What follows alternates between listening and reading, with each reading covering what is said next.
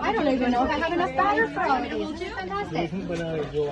All right, so before we eat something that we've foraged, we need to make absolutely certain that we know what it is that we have.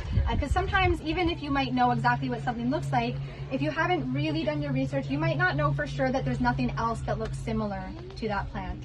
And there is something that looks a little bit like a dandelion. If you really know what you're looking for, it's easy to tell them apart. But I've seen a lot of people look at this other flower and think like, I think that's a dandelion, but it just doesn't quite look right. And that would be, does anyone know what flower that might be? Coltsfoot? Yeah, coltsfoot. So it is a yellow flower, similar size. The stem looks quite different. A dandelion stem is smooth all the way along, and the leaves look quite different. Coltsfoot will flower before the leaves come out, so you won't, at the flowering stage, you won't necessarily get to compare the leaves, but if you see it without, yeah, they do, yeah, not always right away, but they will eventually kind of bend down like that.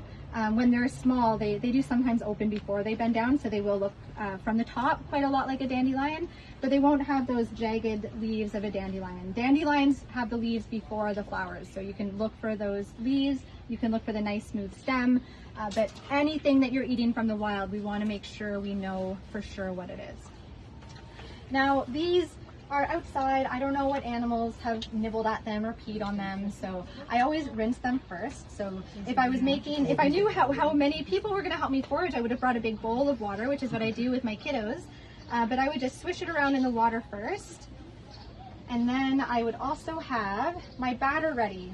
And if I want to go for a certain flavor, I might add something sweet or some spices to go for either sweet or savory. Just make sure you stay well back from there, because this is getting really hot. I'm getting it ready to fry these. But on those days when my kids just run at me with a bunch of dandelions and want fritters, I just put a bit of flour in a bowl, pour water until it has a consistency that I like. Oh, I might have put a little too much in this one, but that's okay. These will be a little bit runny. Usually I would make it a little thinner or thicker. But I don't know, it's gonna be okay. Okay. So I would just mix those two and then make the fritters to make it nice and quick. And then to give them to my kids, I would probably give them a little bit of maple syrup. When I have them, I prefer them savory, so I would just put a little bit of salt on mine.